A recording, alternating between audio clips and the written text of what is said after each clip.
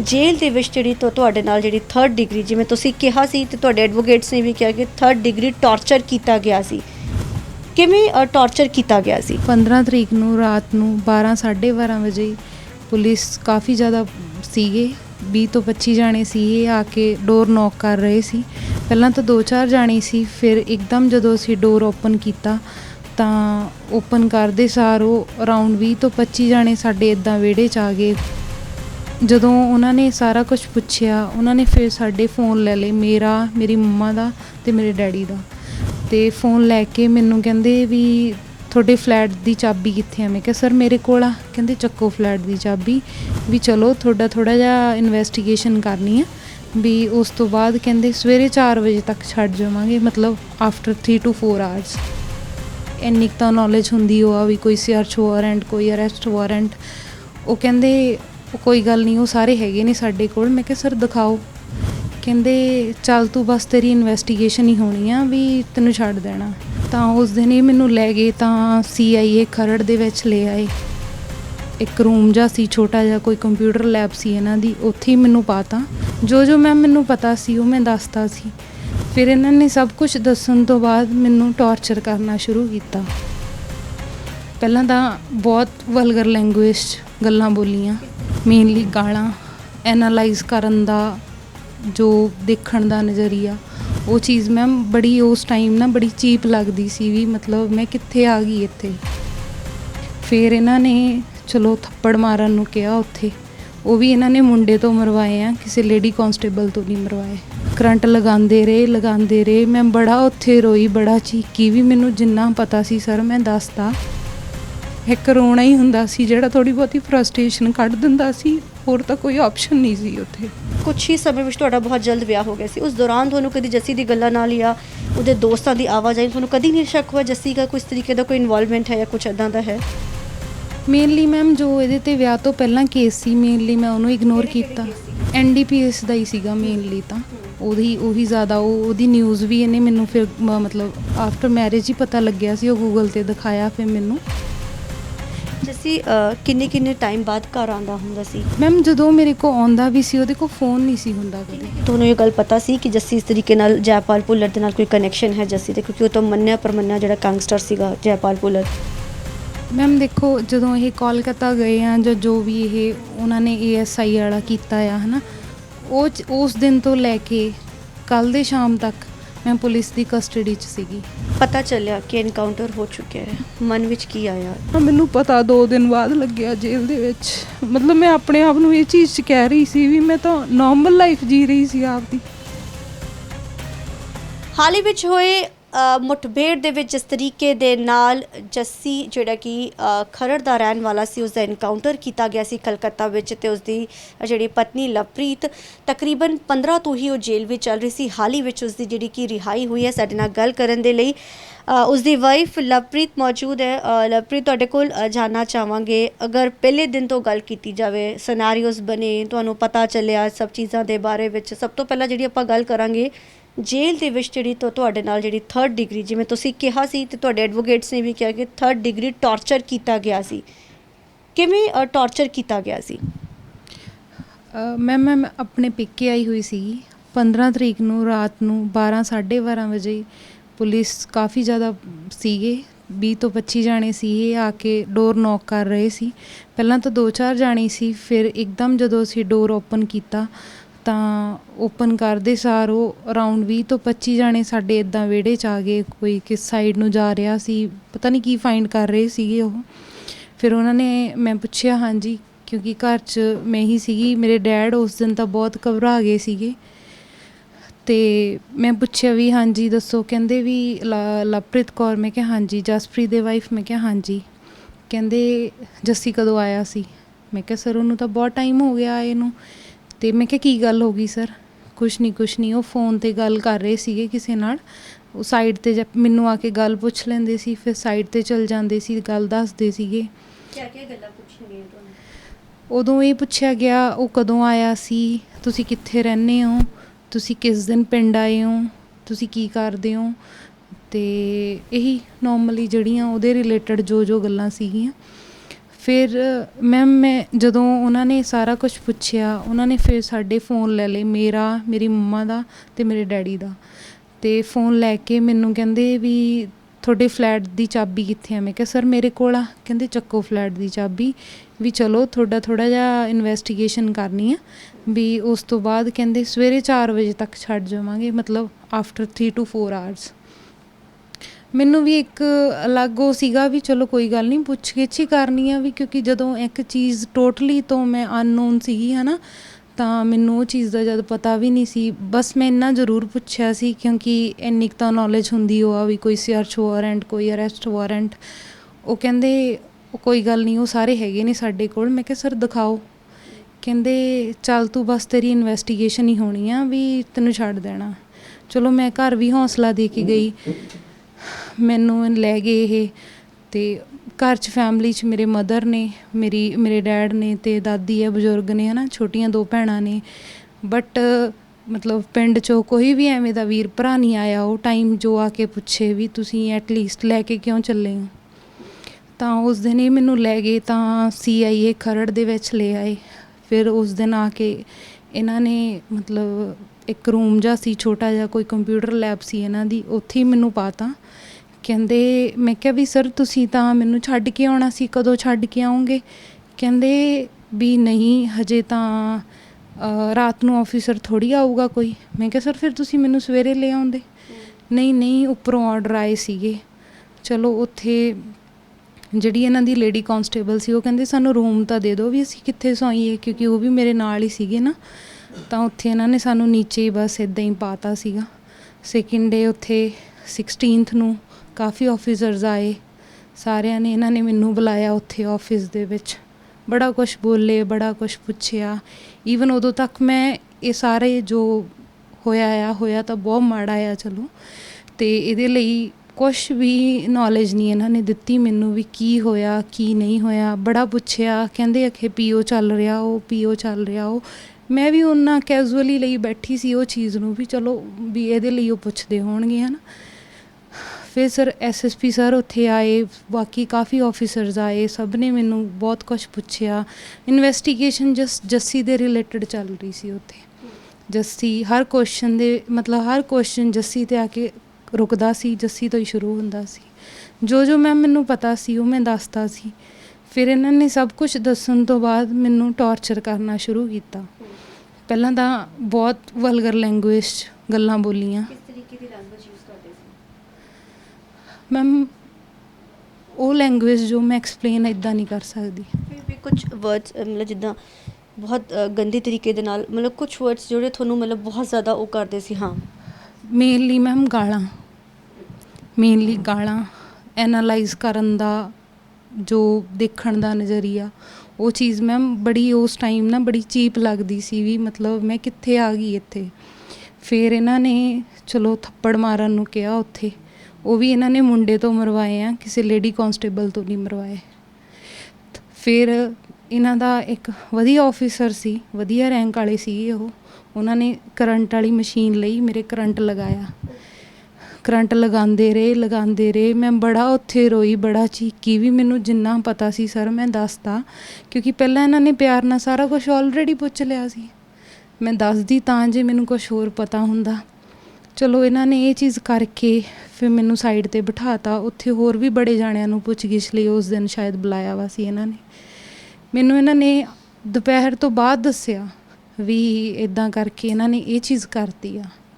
ਉਹ ਟੋਟਲੀ ਮੇਰੇ ਲਈ ਮਤਲਬ ਮੈਂ ਉਹ ਚੀਜ਼ 'ਤੇ ਟਰਸਟ ਨਹੀਂ ਸੀ ਕਰ ਪਾ ਰਹੀ ਵੀ ਇਹ ਬੰਦੇ ਨੇ ਇਹ ਚੀਜ਼ ਕੀਤੀ ਆ, ਕਿਉਂਕਿ ਕੁਛ ਕੁ ਚੀਜ਼ਾਂ ਆਪਾਂ ਨੂੰ ਮਤਲਬ ਪਤਾ ਹੁੰਦੀਆਂ ਨਾ ਵੀ ਇਹ ਬੰਦਾ ਕਰ ਸਕਦਾ ਕਿ ਨਹੀਂ। ਫਿਰ ਉਹਨਾਂ ਨੇ ਕਿਹਾ ਵੀ ਹਾਂ ਇਹੀ ਸੀਗਾ, ਵੀਡੀਓ ਦਿਖਾਈ, ਆਹ ਦੇਖੋ ਆਹ ਸਮਾਨ ਚੱਕ ਕੇ ਇਹਨਾਂ ਨੇ ਰੱਖਿਆ ਆ। ਫਿਰ ਮੈਨੂੰ ਇੰਟਰੋਗੇਸ਼ਨ ਰੂਮ 'ਚ ਲੈ ਕੇ ਗਏ, ਫਿਰ ਉੱਥੇ ਫਿਰ ਪੁੱਛਿਆ। ਹੁਣ ਮੇਰੇ ਆਨਸਰ ਤਾਂ ਮੈਮ ਉਹੀ ਸੀ, ਉਹਨਾਂ ਦੇ ਕੁਐਸਚਨਸ ਚੇਂਜ ਹੁੰਦੇ ਗਏ, ਟੌਰਚਰ ਕਰਦੇ ਗਏ। ਟੌਰਚਰ ਦੀ ਗੱਲ ਕੀਤੀ, ਕਿਆ ਤੁਹਾਨੂੰ ਬਾਰ-ਬਾਰ ਕਰੰਟ ਲਗਾਇਆ ਜਾਂਦਾ ਸੀ? ਹੋਰ ਕਿੰਨਾ ਤੁਹਾਡੇ ਨਾਲ 3rd ਡਿਗਰੀ ਦੇ ਹਿਸਾਬ ਨਾਲ ਦੇਖਿਆ ਜਾਵੇ ਤਾਂ ਹੋਰ ਕਿੰਨਾ ਤੁਹਾਨੂੰ ਟੌਰਚਰ, ਕਿ ਜਿਵੇਂ ਤੁਹਾਡੇ ਐਡਵੋਕੇਟਸ ਨੇ ਵੀ ਜਾਣਕਾਰੀ ਦਿੱਤੀ ਕਿ ਤੁਹਾਨੂੰ ਤੁਸੀਂ ਆ ਕੇ ਇਹਨਾਂ ਨੂੰ ਪਹਿਲਾਂ ਬਾਹਰ ਬੋਲਿਆ ਕਿ ਵੀਰੇ ਮੈਨੂੰ ਬਹੁਤ ਜ਼ਿਆਦਾ ਟੌਰਚਰ ਕਰਦੇ ਨੇ, ਕਰੰਟ ਦੇ ਨਾਲ ਨਾਲ ਤੁਹਾਨੂੰ ਹੋਰ ਕਿਸ ਤਰੀਕੇ ਨਾਲ ਟੌਰਚਰ ਕੀਤਾ ਜਾਂਦਾ ਸੀ? ਮੈਮ ਮੇਨਲੀ ਤਾਂ ਉੱਥੇ ਥੱਪੜ, ਕਰੰਟ ਤੇ ਵਲਗਰ ਲੈਂਗੁਏਜ, ਚਲੋ ਇਹ ਦੋ ਚੀਜ਼ਾਂ ਜਿਹੜੀਆਂ ਅੱਗੇ ਵਾਲੀਆਂ ਬੋਲੀਆਂ, ਇਹ ਚੀਜ਼ ਮੈਂ ਸ਼ਾਇਦ ਕਿਤੇ ਨਾ ਕਿਤੇ, ਬਟ ਜਿਹੜੀ ਇਹਨਾਂ ਨੇ ਜੋ ਉਸ ਦਿਨ ਗੱਲਾਂ ਬੋਲੀਆਂ, ਮੈਂ ਟੋਟਲੀ ਸ਼ੌਕਡ ਸੀ ਵੀ ਇੰਨੇ ਵਧੀਆ ਰੈਂਕ ਵਾਲੇ ਆਫੀਸਰਸ ਹੋ ਕੇ ਇੱਕ ਇੱਦਾਂ ਦੀਆਂ ਗੱਲਾਂ। ਮਤਲਬ ਮੈਂ ਬੜੇ ਦਿਨ ਇਹ ਚੀਜ਼ ਨੂੰ ਸੋਚਦੀ ਰਹੀ ਵੀ ਕਿ ਮੇਰਾ ਕਸੂਰ ਕੀ ਸੀਗਾ ਇਹ ਚੀਜ਼ ਦੇ ਵਿੱਚ। ਕਦੀ ਸਵਾਲ ਪਲਟ ਕੇ ਕੀਤਾ ਉਹਨਾਂ ਤੋਂ ਕਿ ਕਿਉਂ ਮੇਰੇ ਨਾਲ ਇਸ ਤਰੀਕੇ ਤਸ਼ੱਦਦ ਕੀਤੀ ਜਾ ਰਹੀ ਹੈ ਔਰ ਕਿਉਂ ਮੈਨੂੰ ਇੰਨਾ ਟੌਰਚਰ ਕੀਤਾ ਜਾ ਰਿਹਾ? ਕਿਆ ਤੁਹਾਡੇ ਵੱਲੋਂ ਕਦੀ ਸਵਾਲ ਗਿਆ ਉਹਨਾਂ ਵੱਲ? ਹਾਂਜੀ, ਮੈਂ ਬਹੁਤ ਪੁੱਛਿਆ। ਇਹਨਾਂ ਨੇ ਜਦੋਂ ਮੈਨੂੰ FIR ਦਿਖਾਈ ਹੈ 212 216 ਦੀ ਉਹ ਸੀਗੀ ਸਿਰਫ ਉਹ, ਅਤੇ ਮੈਂ ਕਿਹਾ ਵੀ ਸਰ ਮੈਨੂੰ ਇਹਦਾ ਸੈਕਸ਼ਨ ਦਾ ਨਹੀਂ ਪਤਾ ਕਿਹੜੇ ਸੀ, ਕਿਉਂਕਿ ਆਮ ਨੌਲੇਜ ਦੇ ਵਿੱਚ ਇਹ ਚੀਜ਼ਾਂ ਨਹੀਂ ਹੁੰਦੀਆਂ, ਕਿਉਂਕਿ ਜਿਹੜੀ ਚੀਜ਼ 'ਚ ਆਪਣਾ ਧਿਆਨ ਹੀ ਨਾ ਹੋਵੇ ਹੈ ਨਾ। ਕਹਿੰਦੇ ਕੋਈ ਗੱਲ ਨਹੀਂ, ਸਭ ਲੱਗ ਜੂਗਾ ਪਤਾ। ਮੈਂ ਕਿਹਾ ਸਰ ਮੈਨੂੰ ਗੱਲ ਤਾਂ ਦੱਸ ਦਿਓ ਐਟਲੀਸਟ ਕਿ ਵੀ ਉਹਨਾਂ ਨੇ ਚਲੋ ਆ ਜੋ ਵੀ ਕੀਤਾ ਸਾਡੇ ਭਰਾਵਾਂ ਨੂੰ, ਇੱਦਾਂ ਕੀਤਾ ਆਫਿਸਰਸ ਨੂੰ, ਵੀ ਇੱਦਾਂ ਕਰਾਂਗੇ, ਬੜਾ ਕੁਛ ਕਿਹਾ ਮੈਨੂੰ। ਮੇਰੇ ਲਈ ਵੀ ਮਤਲਬ ਚਲੋ ਬਹੁਤ ਕੁਛ ਬੋਲੇ ਉਹ, ਤੇਰੇ ਘਰਦਿਆਂ ਨੂੰ ਚੱਕ ਲਿਆਵਾਂਗੇ, ਤੇਰੇ ਇੱਦਾਂ ਕਰ ਦਾਂਗੇ, ਮੇਰੀ ਛੋਟੀਆਂ ਭੈਣਾਂ ਨੂੰ ਲੈ ਕੇ ਉਹਨਾਂ ਦਾ ਫਿਊਚਰ ਸਪੋਇਲ ਹੋ ਗਿਆ, ਆਹ ਚੀਜ਼ਾਂ, ਬਹੁਤ ਚੀਜ਼ਾਂ। ਤੁਸੀਂ ਜੇਲ੍ਹ ਵਿੱਚ ਸੀ, ਜਿਵੇਂ ਤੁਹਾਨੂੰ 15 ਨੂੰ ਚੁੱਕਿਆ ਗਿਆ ਸੀ, ਜਿਵੇਂ ਸਰ ਨੇ ਵੀ ਸਾਨੂੰ ਜਾਣਕਾਰੀ ਦਿੱਤੀ, ਲੇਕਿਨ ਜਿਹੜਾ ਕੇਸ ਆ 19 ਨੂੰ ਪਿਆ। ਕਿਆ ਤੁਸੀਂ ਇਸ ਦੇ ਬਾਰੇ ਵੀ ਕਦੀ ਬੋਲਿਆ ਕਿ ਹਾਂ ਇੰਨੇ 3 ਦਿਨ ਤੱਕ ਤੁਸੀਂ ਮੈਨੂੰ ਇੰਨਾ ਟੌਰਚਰ ਕੀਤਾ, ਕਿਉਂ ਤੁਸੀਂ ਕੇਸ ਬਾਅਦ ਵਿੱਚ ਬਣਾ ਰਹੇ ਹੋ? ਇਸ ਚੀਜ਼ ਦੇ ਬਾਰੇ ਵੀ ਜ਼ਿਕਰ ਕੀਤਾ ਗਿਆ ਸੀ? ਮੈਂ ਈਚ ਐਂਡ ਐਵਰੀਥਿੰਗ ਉੱਥੇ ਪੁੱਛਦੀ ਸੀ, ਮੇਰੇ ਕੁਐਸਚਨਸ ਬਹੁਤ ਹੁੰਦੇ ਸੀ, ਬਟ ਮੈਨੂੰ ਆਨਸਰ ਗਾਲਾਂ 'ਚ ਮਿਲਦਾ ਹੁੰਦਾ ਸੀ ਜਾਂ ਬੜੀ ਅਜੀਬ ਜੀ ਮਤਲਬ ਵਰਡਿੰਗ 'ਚ ਆਨਸਰ ਮਿਲਦਾ ਸੀ, ਜੋ ਮੈਨੂੰ ਸਮਝ ਵੀ ਨਹੀਂ ਸੀ ਆਉਂਦਾ। ਮੈਂ ਬੜੀ ਵਾਰ ਪੁੱਛਣਾ ਵੀ ਸਰ ਮੈਨੂੰ, ਕਿਉਂਕਿ ਮੈਨੂੰ ਓਬਵੀਅਸਲੀ ਇੰਨੀ ਨੌਲੇਜ ਸੀਗੀ ਵੀ ਇਹ ਅਰੈਸਟ ਪਾਉਣਗੇ, ਮੇਰੇ ਸਾਈਨ ਕਰਾਉਣਗੇ। ਇਹਨਾਂ ਨੇ 19 ਤੱਕ ਕੋਈ ਸਾਈਨ ਨਹੀਂ ਕਰਵਾਏ ਮੇਰੇ 'ਤੇ, ਕਿਉਂਕਿ ਜਦੋਂ ਇੱਕ FIR ਕੱਟਦੀ ਹੈ ਉਹਦੇ 'ਤੇ ਸਾਈਨ ਤਾਂ ਕਰਵਾਉਂਦੇ ਨੇ, ਇਹਨਾਂ ਨੇ ਉੱਥੇ ਕੋਈ ਸਾਈਨ ਨਹੀਂ ਕਰਵਾਏ, ਕੋਈ ਕੁਛ ਨਹੀਂ ਸੀਗਾ। ਪਰਿਵਾਰ ਦੇ ਨਾਲ ਕੋਈ ਰਾਬਤਾ ਨਹੀਂ ਸੀ, ਤੁਹਾਡੇ ਕੋਲ ਫੋਨ ਵੀ ਨਹੀਂ ਸੀਗਾ? ਜਿਵੇਂ ਤੁਸੀਂ 3rd ਡਿਗਰੀ ਦੀ ਗੱਲ ਕੀਤੀ, ਜਿਵੇਂ ਤੁਸੀਂ ਬੋਲਿਆ ਕਿ ਮੈਨੂੰ ਕਰੰਟ ਲਗਾਉਂਦੇ ਸੀ, ਮਾਰਦੇ ਸੀ, ਵਲਗਰ ਲੈਂਗੁਏਜ ਯੂਜ਼ ਕਰਦੇ ਸੀ, ਇਸ ਤੋਂ ਸਿਵਾ ਹੋਰ ਕਿਆ ਕੀਤਾ ਜਾਂਦਾ?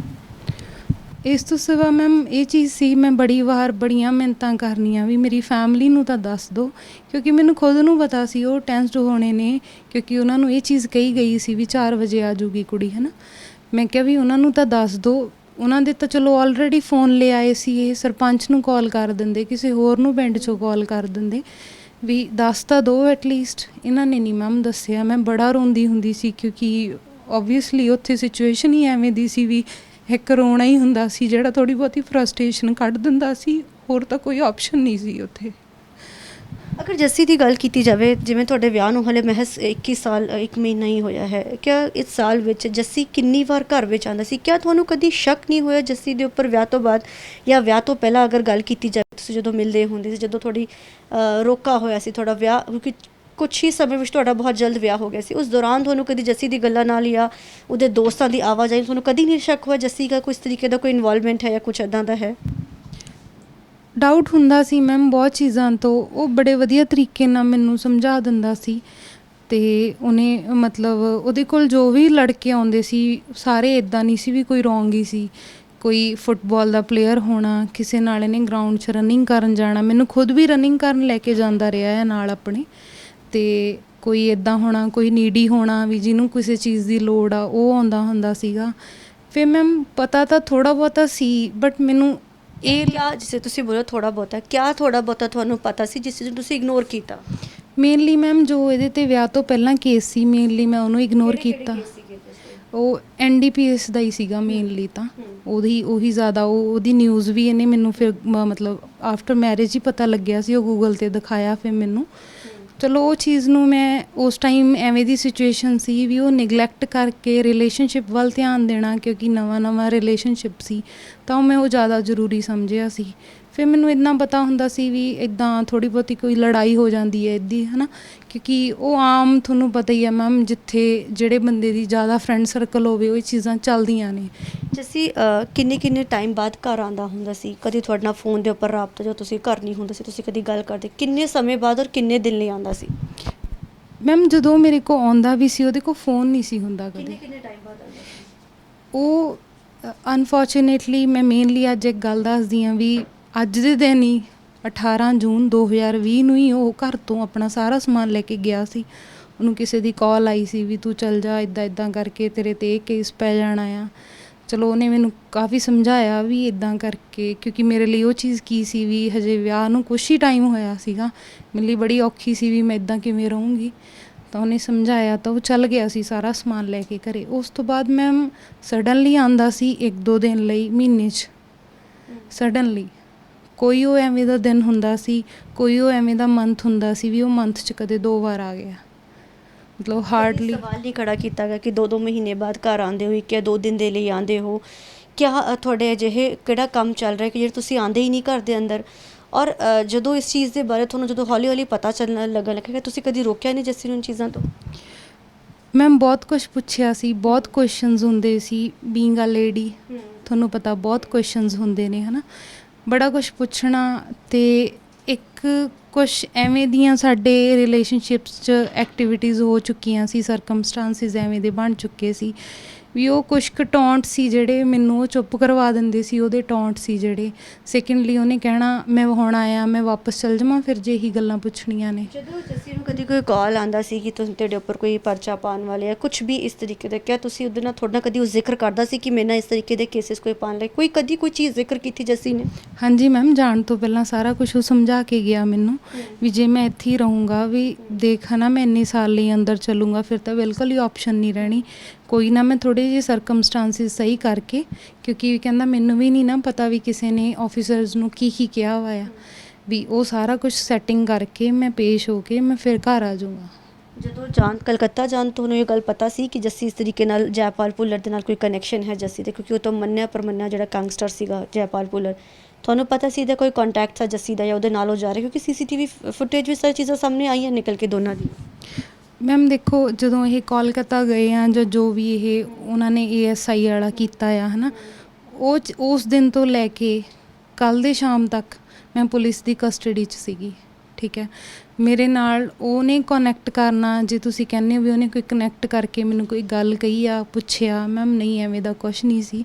ਕਿਉਂਕਿ ਮੈਂ ਖੁਦ ਇੱਕ ਬੇਵਸ ਹੋਈ ਬੈਠੀ ਸੀ, ਉਹ ਮੈਨੂੰ ਕਿੱਥੋਂ ਕੰਟੈਕਟ ਕਰ ਲੈਂਦਾ। ਤਾਂ ਉਹਨੇ ਜਸਟ ਕੀ ਸੀਗਾ ਵੀ ਕਾਫੀ ਟਾਈਮ ਦੀ ਉਹ ਇੱਦਾਂ ਸੀਗਾ, ਜਦੋਂ ਆਇਆ ਵਾ ਸੀ ਜਨਵਰੀ ਮਹੀਨੇ ਦਾ ਹੀ, ਉਸ ਤੋਂ ਬਾਅਦ ਤਾਂ ਮੈਮ ਕੋਈ ਕੰਟੈਕਟ ਵੀ ਨਹੀਂ ਸੀ ਹੋ ਪਾ ਰਿਹਾ। ਬੜੀ ਵਾਰ ਪੁੱਛਦੀ ਹੁੰਦੀ ਸੀ ਵੀ ਕੌਣ ਆ ਤੇਰੇ ਫਰੈਂਡ ਸਰਕਲ ਦਾ ਦੱਸ, ਕਿਉਂਕਿ ਮੈਮ ਇੱਕ ਹੁੰਦਾ ਹੀ ਆ ਫਿਰ ਵੀ ਬੰਦੇ ਨੂੰ। ਹਾਂਜੀ ਹਾਂਜੀ, ਬਟ ਉਹਨੇ ਕਹਿਣਾ ਬਸ ਜਿੱਥੇ ਵੀ ਆ, ਕਹਿੰਦਾ ਇੰਨਾ ਕੁ ਯਕੀਨ ਰੱਖੀ ਮੈਂ ਤੇਰੇ ਲਈ ਲਾਇਲ ਹਾਂ ਅਤੇ ਸਹੀ ਹਾਂ। ਇਹ ਚੀਜ਼ ਮੈਨੂੰ ਬੜੀ ਵਾਰ ਚੁੱਪ ਕਰਾ ਜਾਂਦੀ ਸੀ। ਪਤਾ ਚੱਲਿਆ ਕਿ ਐਨਕਾਊਂਟਰ ਹੋ ਚੁੱਕਿਆ ਹੈ, ਮਨ ਵਿੱਚ ਕੀ ਆਇਆ, ਕਿੰਨੇ ਕੁ ਚੀਜ਼ਾਂ ਹੋਈਆਂ? ਕਿਉਂਕਿ ਇਹ ਬਹੁਤ ਵੱਡੀ ਚੀਜ਼ ਹੋ ਜਾਂਦੀ ਹੈ। ਮੈਮ ਉਹ ਐਵੇਂ ਦੀ ਸਿਚੁਏਸ਼ਨ ਸੀ, ਇੱਕ ਤਾਂ ਮੈਨੂੰ ਪਤਾ 2 ਦਿਨ ਬਾਅਦ ਲੱਗਿਆ ਜੇਲ੍ਹ ਦੇ ਵਿੱਚ। ਮਤਲਬ ਮੈਂ ਆਪਣੇ ਆਪ ਨੂੰ ਇਹ ਚੀਜ਼ 'ਚ ਕਹਿ ਰਹੀ ਸੀ ਵੀ ਮੈਂ ਤਾਂ ਨੋਰਮਲ ਲਾਈਫ ਜੀ ਰਹੀ ਸੀ ਆਪਦੀ। ਇੱਕ ਬੜਾ ਉਹ ਚੀਜ਼, ਉਹ ਦੁੱਖ ਆ ਨਾ ਮੈਮ, ਉਹ ਨਹੀਂ ਮੈਂ ਦੱਸ ਸਕਦੀ ਤੁਹਾਨੂੰ ਵੀ ਉਹ ਕੀ ਚੀਜ਼ ਹੋਈ ਸੀ ਉਸ ਟਾਈਮ। ਇੱਕ ਮੈਂ ਇਕੱਲੀ, ਕੋਈ ਫੈਮਿਲੀ ਮੈਂਬਰ ਨਹੀਂ ਨਾਲ, ਕੋਈ ਜੇਲ੍ਹ 'ਚ ਮੈਮ ਤੁਹਾਨੂੰ ਪਤਾ ਕੋਈ ਇੱਦਾਂ ਨਹੀਂ ਵੀ ਕੋਈ ਮੈਂ ਉੱਥੇ ਸਕੇ ਸਕੀਰੀਆਂ ਬਣਾਉਣ ਗਈ ਸੀ, ਹੈ ਨਾ, ਇੱਦਾਂ ਦਾ ਕੋਈ ਨਹੀਂ ਸੀ ਜੋ ਮੈਨੂੰ ਉਹ ਸਿਚੁਏਸ਼ਨ ਮੇਰੀ ਸਮਝ ਕੇ ਸਾਂਭ ਸਕਦਾ ਸੀ। ਮੈਨੂੰ ਪਤਾ ਮੈਂ ਕੱਲ੍ਹ ਤੱਕ ਦਾ ਟਾਈਮ ਆਪਦਾ ਕਿਵੇਂ ਕੱਢਿਆ ਆ। ਪਰਿਵਾਰ ਦੀ ਗੱਲ ਕੀਤੀ ਜਾਵੇ, ਕਦੀ ਜਿਵੇਂ ਤੁਹਾਡੀ ਸੱਸ ਸੀਗੀ ਪਰਿਵਾਰ ਵਿੱਚ, ਤੁਹਾਡੀ ਨਣਦ ਸੀਗੀ, ਕਿਵੇਂ ਦੇ ਤੁਹਾਡੇ ਰਿਲੇਸ਼ਨ ਸੀ? ਕਿਆ ਉਹਨਾਂ ਨਾਲ ਤੁਸੀਂ ਕੋਈ ਸਵਾਲ ਪੁੱਛਿਆ ਸੀ ਇਸ ਤੋਂ ਪਹਿਲਾਂ ਜਦੋਂ ਜੱਸੀ 2-2 ਮਹੀਨੇ ਲਈ ਘਰੋਂ ਬਾਹਰ ਜਾਂਦੇ ਸੀ ਕਿ ਤੁਸੀਂ ਉਹਨਾਂ ਨੂੰ ਸਵਾਲ ਕਰਦੇ ਸੀ ਕਿ ਮੰਮੀ ਇਹ ਜਾਂਦਾ ਕਿੱਥੇ? ਮਾਂ ਨੂੰ ਤਾਂ ਪਤਾ ਹੀ ਹੁੰਦਾ ਕਿਉਂਕਿ ਬਚਪਨ ਤੋਂ ਵੱਡਾ ਕੀਤਾ ਹੈ।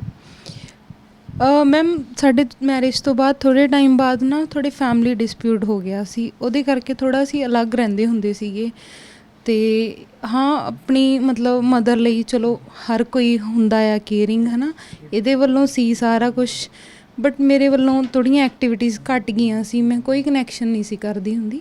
ਅਤੇ ਫਿਰ ਮੈਮ ਪੁੱਛਣਾ ਤਾਂ ਮੈਂ ਉਹਨਾਂ ਨੂੰ ਕੀ ਉਹ ਸੀ। ਹਾਂ, ਜਿੰਨਾ ਟਾਈਮ ਮੈਂ ਰਹੀ ਹਾਂ ਉੱਥੇ, ਜਿੰਨਾ ਟਾਈਮ ਜੋ ਵੀ ਗੱਲ ਕਰਨੀ, ਮੰਮੀ ਵੀ ਬੜੇ ਵਧੀਆ ਤਰੀਕੇ ਨਾਲ ਸੰਭਾਲ ਲੈਂਦੇ ਸੀ ਗੱਲ, ਜਾਂ ਮੈਨੂੰ ਸਮਝਾ ਦਿੰਦੇ ਸੀ, ਕਿਉਂਕਿ ਮੈਂ ਇੱਕ ਇਹ ਚੀਜ਼ ਬਿਲਕੁਲ ਹੀ ਅਨਨੋਨ ਨਵੀਂ ਸੀ, ਹੈ ਨਾ।